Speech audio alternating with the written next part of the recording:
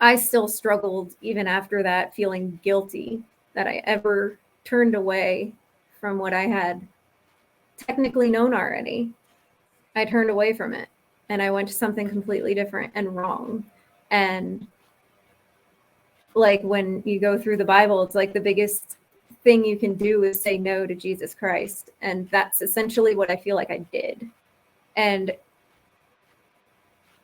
I think I've gotten over that guilt now because, you know, I went through watching your videos, Jordan, and they've actually helped a lot because just seeing like Anthony's, Verdine's, Michelle's, Jeremy's, like all the testimonies, they helped me heal through it because I now see that not only have other people gone through the same things that I have, they've probably been impacted worse because they've been around longer and they were in it longer. Like I couldn't imagine. Though. No, I know.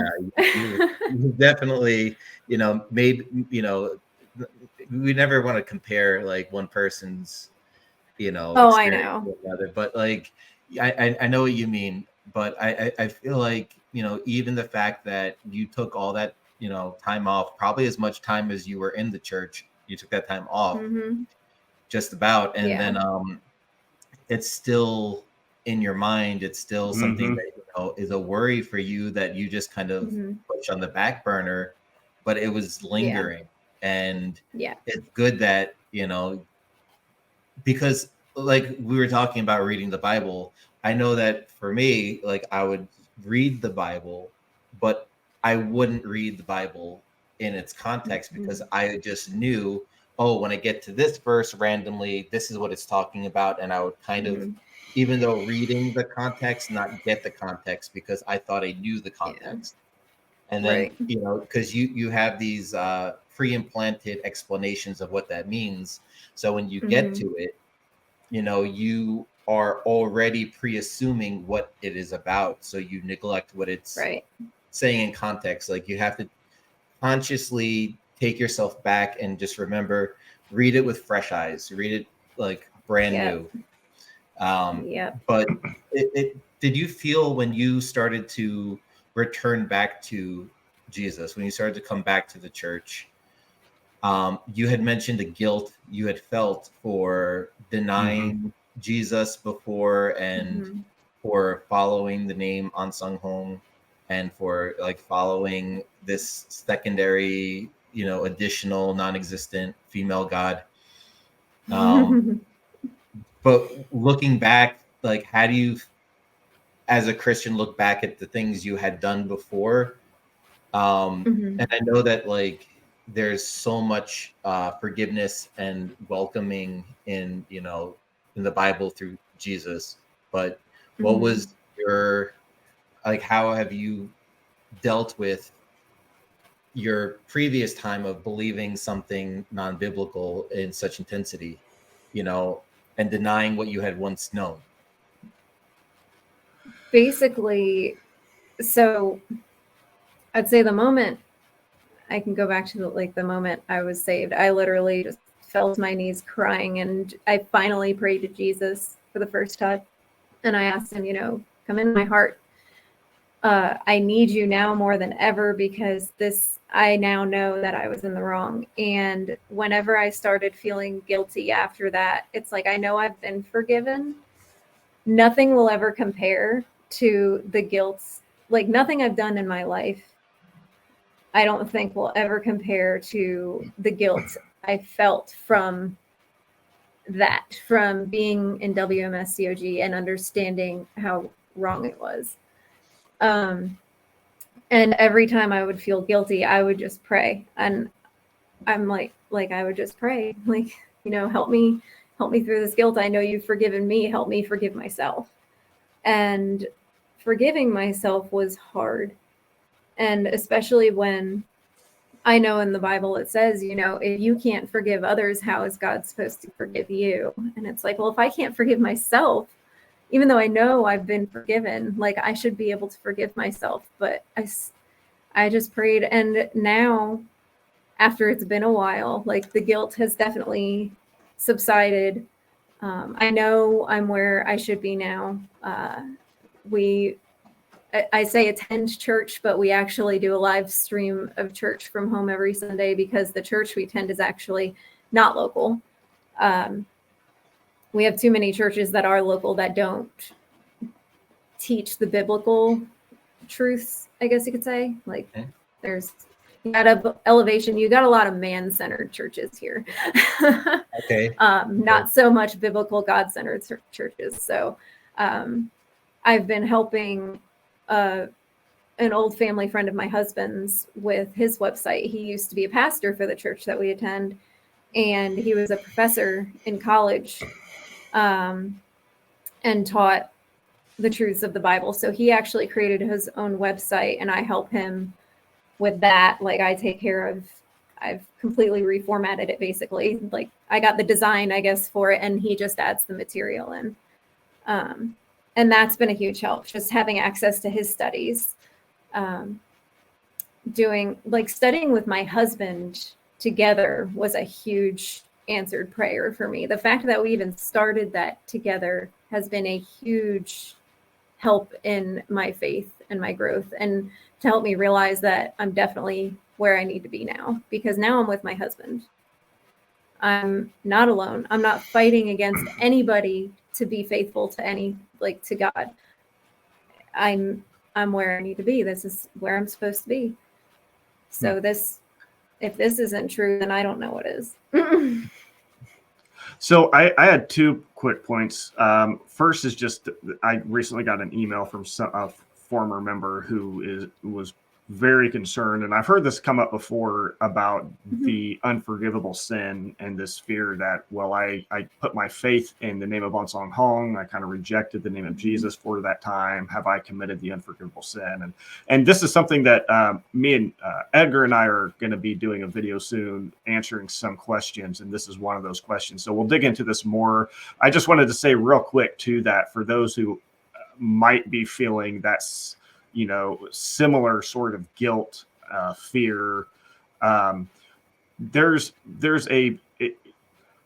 I don't want to minimize what it is to, put your faith in Ahnsahnghong, but I also want to say Ahnsahnghong, but I also want to say that most every single person that gets into this group and puts their faith in Christ Ahnsahnghong instead of Christ, they're not doing so willfully. They're doing so out of a place of a lot of ignorance about what they're doing. And you think about Jesus on the cross was praying to those who were crucifying him. He was saying, Father, forgive them, for they don't know what they're doing. And so what you have done in embracing another name of Christ, that is not the unforgivable sin. There's so much misunderstanding that people just get wrapped up in so much unnecessary fear about the unforgivable sin, and it sounds like that happens in this context as well. There's even a biblical distinction between sins of ignorance, and those that are intentional and unintentional sins. It's even a principle in the law of Moses.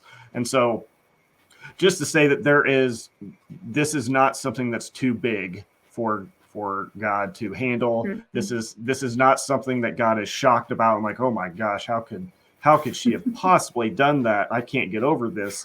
I would just say that to think about God in that way, which will just continue to fuel guilt, I think is in some parts at least, to still hold in your mind a perception of God that was given to you by the WMS, because God's not like that.